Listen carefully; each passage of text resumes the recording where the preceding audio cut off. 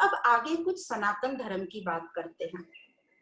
सनातन धर्म मतलब जो हमेशा रहता है, शाश्वत है, जो कभी खत्म नहीं होता। और क्या है सनातन धर्म? जो आप और हम चाहते हैं।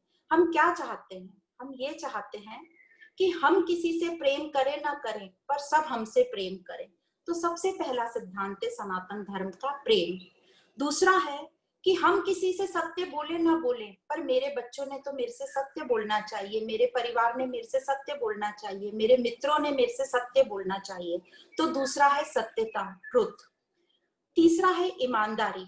हम सबको लगता है कि हम हमारे साथ सब ईमानदार रहें, भले ही हम किसी के साथ नहीं रहें, पर हम चाहते हैं कि सब हमारे साथ ईमानदार रहें। तो तीसरा है सिद्धांत सनातन धर्म का ईमानदारी। चौथा है अहिंसा। तो ये चार वैल्यूज हैं जो सनातन धर्म हमें सिखाता है, और हम सब चाहते हैं कि हमारे बच्चे, हमारे परिवार वाले सब ये चार क्वालिटीज पर चले। तो ये जो सनातन धर्म है ये इस पर टिका हुआ है, प्रेम, सत्यता, ईमानदारी और अहिंसा पर जैसे जैसे युग बदलते हैं, नई नई जनरेशन आती हैं। पहले तो जब युग में चेंजेस आते थे तो काफी सालों में आते थे, पर आजकल तो हर 5 साल में चेंजेस आते हैं। जैसे कि अभी हम जो चेंज देख रहे हैं, हम सब टेक्नोलॉजी का यूज कर रहे हैं। आज के 5 साल पहले भी हमने नहीं सोचा था कि हम सब ऑनलाइन लेक्चर्स और ऑनलाइन टीचिंग होगी। तो युग के हिसाब से हम भी चेंज हो रहे हैं। तो हर युग में कुछ ना कुछ चेंजेस होंगे, और वो चेंजेस को हमको अडॉप्ट करना पड़ेगा। यदि हम चेंजेस को अडॉप्ट नहीं करेंगे तो हम फिर पीछे रह जाएंगे।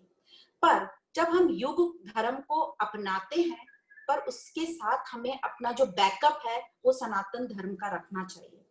हमने सनातन धर्म की वैल्यूज को साथ रखते हुए युग धर्म में जो भी चेंजेस हो रहे हैं उसको अपनाना है।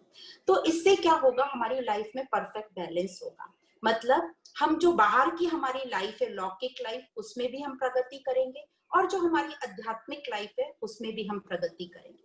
जो बाहर की लाइफ में हम प्रगति करेंगे उसको बोलते हैं प्रवृत्ति, और जो अंदर की लाइफ मतलब मेरी आध्यात्मिक जो यात्रा है उसको बोलते हैं निवृत्ति। तो जब प्रवृत्ति और निवृत्ति का बहुत अच्छा बैलेंस होगा, तभी हम एक आनंद और पूर्णता की फीलिंग कर पाएंगे। तो हम सनातन धर्म को कभी ना छोड़ें, उसको हमेशा अपने साथ रखें, पर उसको साथ रखते हुए हम नए युग में जो भी चेंजेस हो रहे हैं उसको अपनाएंगे। तो इस प्रकार हम अब आगे चलते हैं अपनी यात्रा में, और पहले अध्याय का पहला श्लोक जो है उसको बोलते हैं। पहला अध्याय का नाम है अर्जुन विषाद योग। अब अर्जुन विषाद योग में पहला जो श्लोक है वो धृतराष्ट्र बोलते हैं। धृतराष्ट्र ने पूरी भगवत गीता में यह एक ही श्लोक बोला है, और यह वो संजय से पूछ रहे हैं। और ऐसा कहा जाता है कि ये जो फर्स्ट श्लोक हुआ है यह भी युद्ध के 10वें दिन शुरू हुआ है, जब पितामह भीष्म जो है घायल हो चुके थे। तब धृतराष्ट्र, राजा धृतराष्ट्र को अब चिंता होने लगी कि अब क्या होगा मेरी सेना का। तो तब वो संजय से पूछते हैं कि अब मुझे बताओ कि क्या चल रहा है युद्ध भूमि पे। तो धृतराष्ट्र क्या बोलते हैं वो हम पढ़ते हैं। धर्म क्षेत्रे कुरुक्षेत्रे समवेता युयुत्सवः मामका पांडवाश्च किम कुरुवत संजय। मतलब मुझे बताओ कि वो धर्म क्षेत्र जो कुरुक्षेत्र आज बन गया है, वहां पर मेरे पुत्रों और पांडु के पुत्रों के बीच क्या चल रहा है। तो हम इसको एक एक चीज को समझेंगे। कुरुक्षेत्र मतलब क्या? कुरु का मतलब है कुछ करना, मतलब टू डू। तो यहाँ पर जो युद्ध चल रहा है उस जो भूमि को कुरुक्षेत्र बोला गया है। अब इसी को उन्होंने पहले धर्म क्षेत्र बोला। तो धर्म क्षेत्र का मतलब ये है कि इसी स्थान पर पहले बहुत धार्मिक यज्ञ हुए हैं, जैसे शांति यज्ञ और बड़े बड़े यज्ञ हुए हैं, इसलिए इस भूमि को धर्म क्षेत्र बोला गया है। अब ज्ञान के हिसाब से यदि हम समझें कि ये हमारे लाइफ में क्या काम आएगा, ये युद्ध का मैदान हमारे सामने तो ये आने नहीं वाला कभी, पर यहाँ ऐसा कहा गया है कि ये जो कुरुक्षेत्र बोला है इसको हम अपने शरीर, जो हमारा शरीर है वो हमारा कुरुक्षेत्र है। आज हमारे जो शरीर में इतनी गड़बड़, इतनी हलचल मन बुद्धि में चल रही है, तो वही है एक युद्ध का मैदान। पर इस ज्ञान से इस युद्ध के मैदान को, मतलब हमारे शरीर को, हम परिवर्तित कर सकते हैं धर्म क्षेत्र में। जहाँ धर्म क्षेत्र क्या है, जहाँ पहले बहुत से अच्छे यज्ञ हुए हैं, और ज्ञान से अब आगे भी इसमें अच्छे कार्य हो सकते हैं। तो ये जो पूरी महाभारत की स्टोरी है, इसको हम अपने शरीर से, अपने मन बुद्धि से जोड़ेंगे और यहाँ हम ये सोचेंगे कि ये जो ज्ञान मिल रहा है, जो भी सुन रहे हैं, ये उनके ही लिए है। यहाँ बैठ के कोई भी सेंटेंस ये मत सोचना कि ये मेरी मदर के लिए ठीक है, ये मेरी बहन के लिए ठीक है, ये मेरी बेटी के लिए ठीक है, ये मेरे फादर, नहीं। जो सुन रहा है बस ये ज्ञान उसके लिए है। तो ये जो भी ज्ञान है, पढ़ाई है, अभ्यास है, वो सिर्फ मेरे और मेरे लिए है। तो हर कहीं कोई यही कहे कि ये सिर्फ मेरे लिए है। अब इस युद्ध में 100 कौरव बताए हैं और 5 पांडव बताए हैं। मतलब 100 जो कौरवों को भी नेगेटिव क्वालिटी बोली है और पांडवों को पॉजिटिव क्वालिटी बोली है। कई लोगों का ये प्रश्न आता है, इतनी सारी नेगेटिव क्वालिटीज और 5 ही पॉजिटिव, पर वो 5 ही 5000 के बराबर हैं। इन 5 में से हमारे पास एक भी क्वालिटी ठीक होगी तो हमारा जीवन सुधर जाएगा। अब धृतराष्ट्र जिनको अंधा बताया गया है, मतलब जिनका मन अंधा, मतलब ब्लाइंड माइंड, और उनका विवाह हुआ गांधारी से।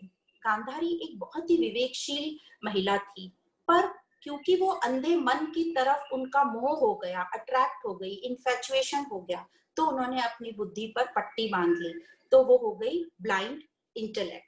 तो अंधा मन और अंधी बुद्धि। जब अंधा मन और अंधी बुद्धि मिलेंगे तो किसका जन्म होगा? सिर्फ नेगेटिव क्वालिटीज का ही होगा, राक्षसी गुण ही तब जन्म लेंगे। तो इस प्रकार हमने देखा कि जो धृतराष्ट्र थे, उन्होंने पहले श्लोक में ही क्या बोला कि मेरे पुत्र और पांडु के पुत्र। हालांकि ये तो एक ही परिवार के बच्चे थे, पर उन्होंने यहाँ से ही अलग अलग बोलना शुरू कर दिया, सेपरेटनेस आने लगी।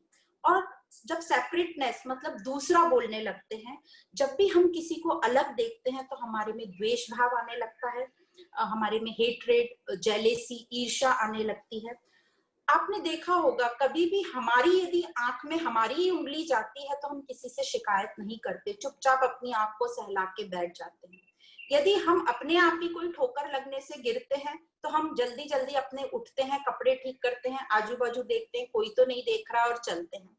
पर यदि दूसरे की हाथ की उंगली हमारे आंख में लग गई तो हम उसको 2 बात सुना देते हैं, थोड़ा डांटते हैं। यदि किसी दूसरे के धक्के से हम गिर गए तो हम उसको 4 बात सुना देते हैं। तो ऐसा होता है दूसरा देखना, जब हम उसको अन्य समझते हैं, दूसरा समझते हैं।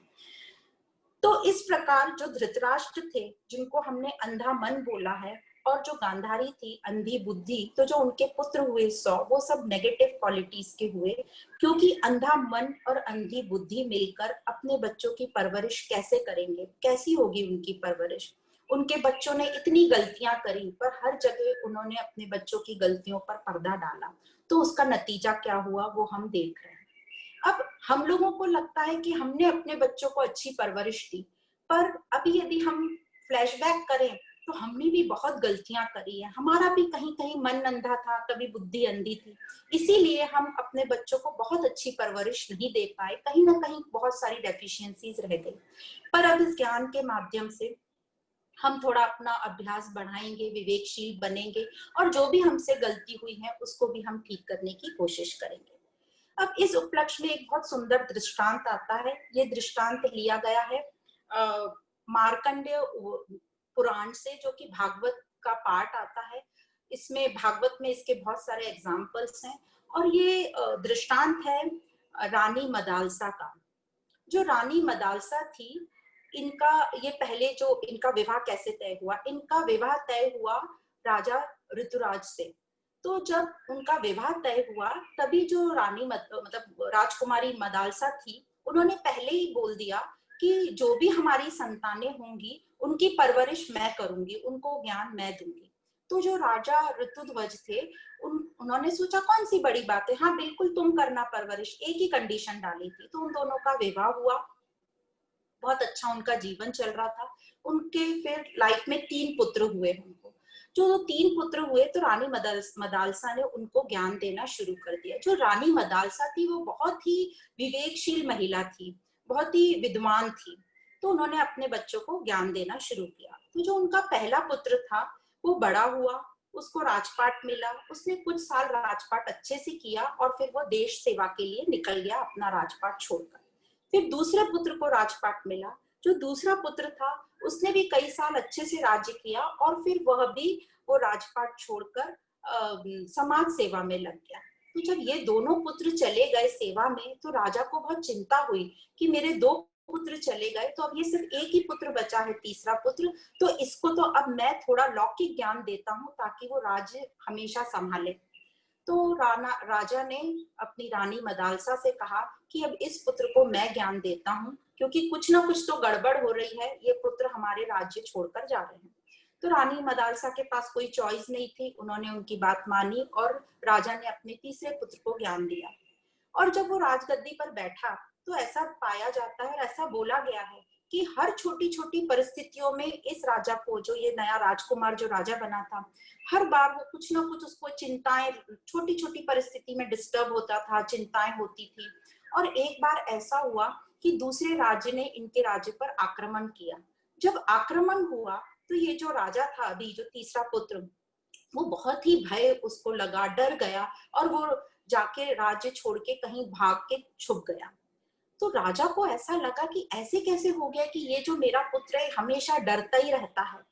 तो राजा ने रानी मदालसा से मशवरा किया और मदालसा ने कहा कि अब मैं इसको ज्ञान देती हूँ। और फिर उसको ज्ञान दिया गया और फिर वो निडर बना, निर्भय बना और वो बहुत ही स्ट्रांग बन गया और उसने फिर राज्यपाट अच्छे से संभाला। बात यह आती है कि ऐसी कौन सी बात थी जो राजा अपने बेटे को ज्ञान नहीं दे पाया और रानी ने दिया। तो यहाँ था जो रानी मदालसा ने जो अपने बच्चों को ज्ञान दिया था वो था आत्मज्ञान।